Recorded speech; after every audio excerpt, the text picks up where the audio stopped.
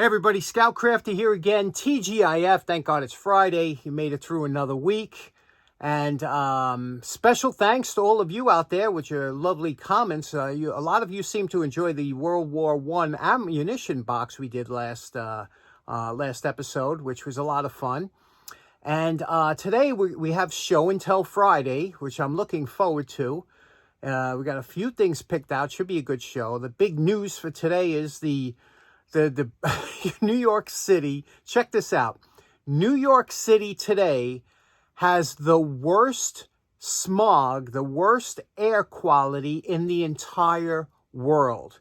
Now, we've always done, New York City's been like ahead of the curve on a lot of things. We have usually, high crime, high homeless, things like that. But now we're battling Los Angeles, California for the worst weather and worst air quality in the world. And that's what we have today because of the smoke from the Canadian wildfires. And it is outside. It looks like something out of the apocalypse. It's all yellow. The sky is yellow. I remember that when I used to live in California for a short time. And I remember, the wildfires down there, and the sky would become this kind of weird ochre yellow. It's kind of a strange color, but anyway, the air quality is absolutely horrible.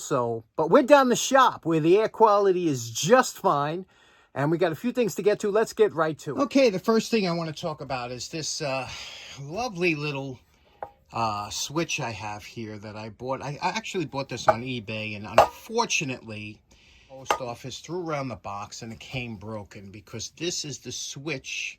It was like a Bakelite that was on here like this, and it must have fell on the top of the box and snapped this off. But you could see what it was. It's a fused switch that uses the glass plug fuses that I collect, and you could see here how it worked. Turn it on or off. It was a nice switch, except for that being broke. And I actually used that down the basement here. I have one of these. Let me show you. I'll take you off the stand here. You see over here? My shop. This is from my shop. I have a sub panel that I could shut everything off in the shop. It runs on 2 of those fuses.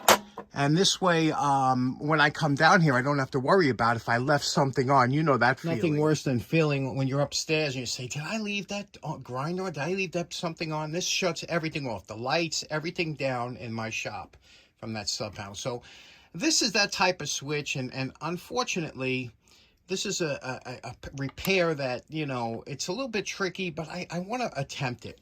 So what I think I would like to do is to make a mechanical repair. Now, you could JB weld it, but that's a lot of pressure on this small area here. But what I'd like to do is put a fastener through there, a screw through there. Let me show you what I have in mind. The beauty of these old switches is that they're totally rebuildable. And you can see here 2 screws take out this part here. We'll save those screws that they don't get lost. And then you can see here, this is the brake here. You can see. So my plan is to take this, drill a hole through here, and put a threaded screw down there with a nut on the bottom here. I'll drill out that area, put a nut, tighten it down, and then I will JB weld it. And I think that'll be as strong, if not stronger than new. But you can see here how the contacts, here are the contacts. And when this flips over there, it makes contact. And then when you flip it this way, it takes away. So, very nice, huh? So what do you say we do that and see if we can't... There's no way to take this off, I think, unless I remove that pin, but we'll see what we can do. The only thing holding the Bakelite lever in here is this pin that pulls out here like this. The 2 springs come out. See those 2 springs? And now this will pull directly out, and there's another pin in here that it rests on, and that's where I guess you have some maybe possible lubrication or something. It's a little bit dry, but that's it. And you see the contacts. We'll clean all those contacts. That's what's so nice about these vintage switches, is that they're rebuildable, and even these, if they get worn out, you can replace them. But these are the contacts here. So what we're going to do now, like I said, now that we have easy access to this. It should be easy. So let's do that. Let's drill into that, find the appropriate fastener and a nut to put underneath so we can tighten it down. A while back, I bought about 40 pounds of these fasteners, 40 pounds of these fasteners, stainless fasteners, and I can't tell you how happy I am. This is just a small, I have a huge box. This is just a small portion. I first bought, I think it was, I don't know, 8 or 10 pounds, which this is. And then I said, I got to buy the rest of them. They were cheap. And I can't tell you how many times I use these, but I have every different type of fastener. I could just see if my buddy Reggie, I can just imagine trying to go through all these and pick each one out and separate them. So every time I need one, I got to kind of fish like this. But what a beautiful lot this is. So here's my plan, is to drill this, recess it into this top piece here, the top of the screw, cuddle away a little bit here and put that nut there.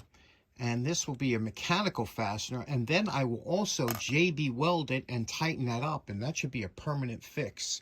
So let's try that out. Now we've placed it into a little machinist vise. That's what these are great for. And we're going to steadily increase the size. You got to go slowly because this Bakelite can crack. You don't want the bit to get too hot. So you have to do a kind of a pecking and just take a little bit out at a time. If you get this too hot, it'll crack. That's just the way this old stuff is.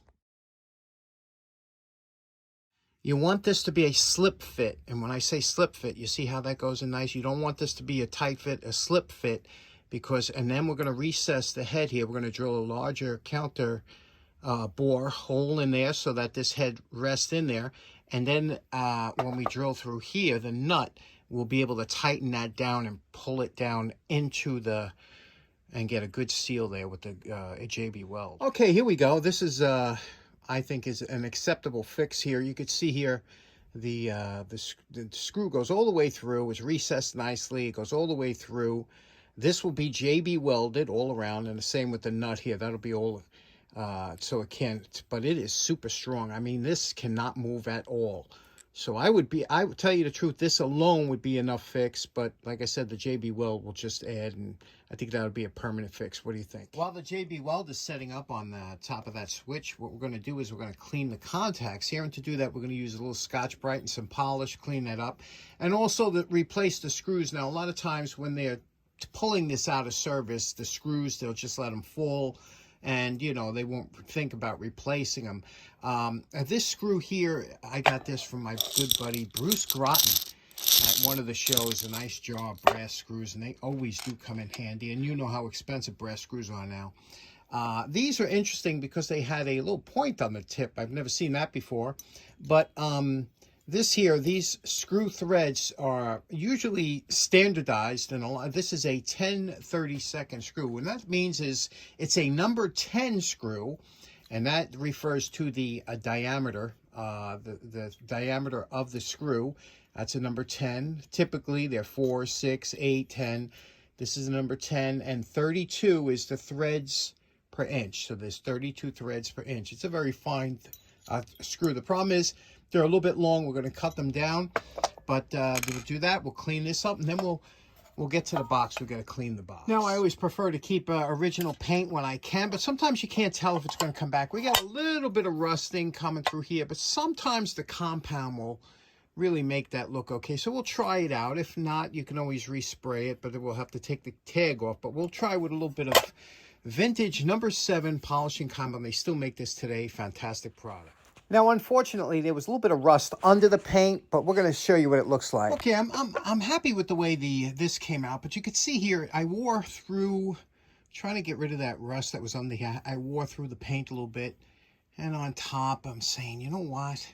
Whenever I wear through the paint a little bit and see the bottom, you know what, that little spark goes off in my head. So we'll see what we're going to do with this. Okay, next up on Show and Tell Friday. Check this out. This is something I saw on eBay, and I just wanted this. It's a, this is called the whistle switch, okay? And what this is, this was the, remember the clapper? Some of you old timers remember and lights on, lights off, the clapper.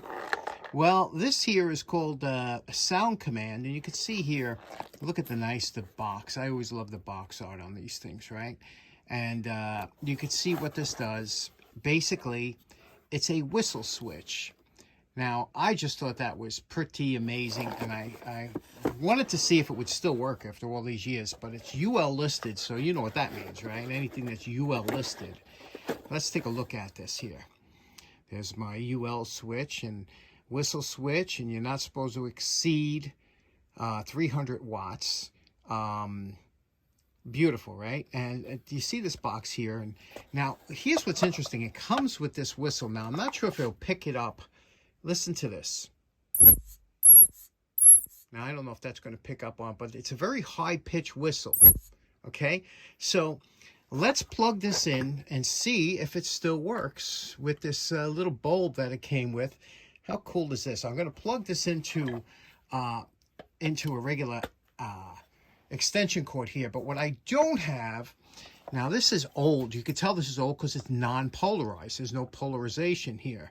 And when there's no polarization, you know, I don't have a non-polarized plug right here. So what I'm going to do is I'm going to put the volt ohm meter and just hold it into here. Okay, we got it already set up for 120 volts. So I'm just going to put these probes in here, making sure not to touch the bare connection.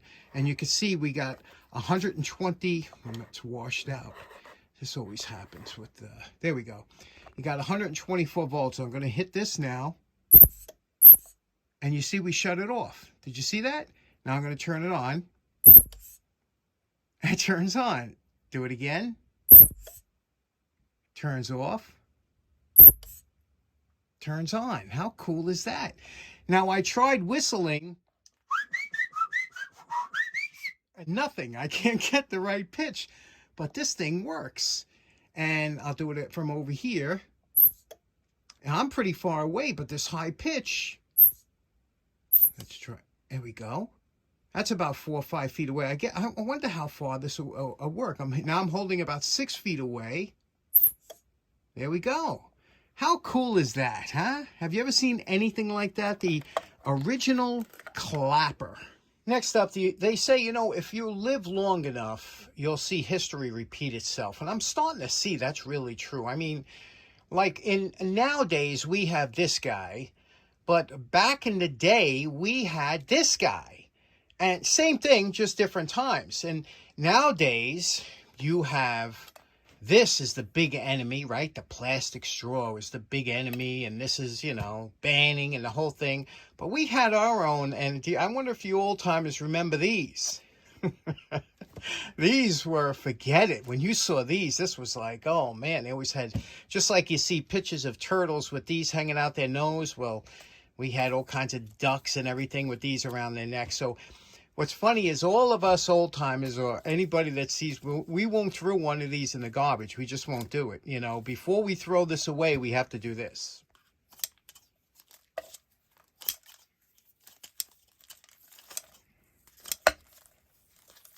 Do you guys remember doing that? Cutting these up to make sure that they don't wind up anywhere, you know, around some duck's neck or something. You remember that? Okay, getting back to the fuse box. The glue is dried. You remember what it looked like before we started. And we're calling this project done. Now, I didn't have the proper gray color here. I actually want to do this in a lacquer paint because I took the paint off and polished it up. It's so nice. It'll come out so nice. Or I might leave it this way. It depends on how I feel. You could see here how the switch looks. You could see how it operates.